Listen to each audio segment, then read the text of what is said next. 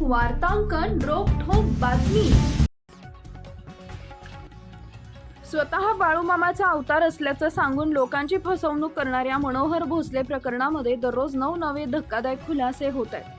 27 एकरात आलिशान मठ उभारणाऱ्या भोंदू मनोहर भोसलेकडे राज्यातील अनेक पक्ष व गटांचे आमदार, खासदार व कार्यकर्ते आशीर्वाद घेण्यासाठी येत होते।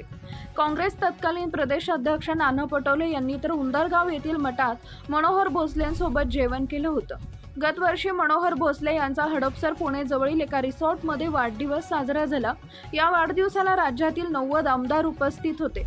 माझ्या पुढील वाढदिवसाला तर 145 ते 150 आमदार उपस्थित राहणार असल्याचं मनोहर भोसले यांनी सांगितले होते, असा दावा घोटीचे सरपंच विलास राऊत यांनी केलाय। उंदरगाव इथं अगदी छपराच्या घरातून लोकांचं भविष्य सांगायला सुरुवात केलेल्या मनोहर भोसलेच्या भोंदूगिरीचा प्रवास उंदरगाव, घोटी, नवी मुंबई ते गाणगापूर असे। आज मनोहर भोसले यांचे भक्त फक्त महाराष्ट्रातच नव्हे तर संपूर्ण देशभर पसरले। श्रीमंत लोक, उद्योगपती, राजकारणी, चित्रपट सृष्टीतील कलाकार त्यांच्याकडे भविष्य पाहायला येत होते। मनोहर भोसले यांनी घोटी हद्दीत 27 एकरात मठ बांधलाय।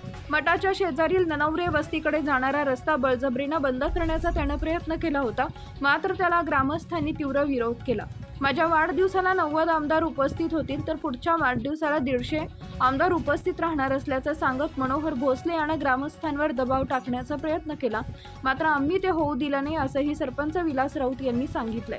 घोटी मठात अमावस्या पौर्णिमेला हजारो भाविक आहेत। भविष्य पाहण्यासाठी 11 ते 21 हजार रुपयांची पावती आवश्यक होती।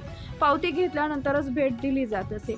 एवढंच नव्हे तर अलीकडच्या काळात नवी मुंबईतील आलिशान हॉटेलमध्ये मनोहर भोसले भक्तांचा दरबार भरवत असे। कर्नाटकमधील गाणगापूर इथंही प्रशस्त मठ उभारणी केली असून तिथेही भक्तांचा दरबार भरत असल्याची माहिती समोर येऊ लागली आहे। महाराष्ट्रातील महत्त्वाच्या आणि ताज्या बातम्या पाहण्यासाठी आमच्या जय हो न्यूज चॅनलला सबस्क्राईब करा आणि बेल आयकॉन प्रेस करा।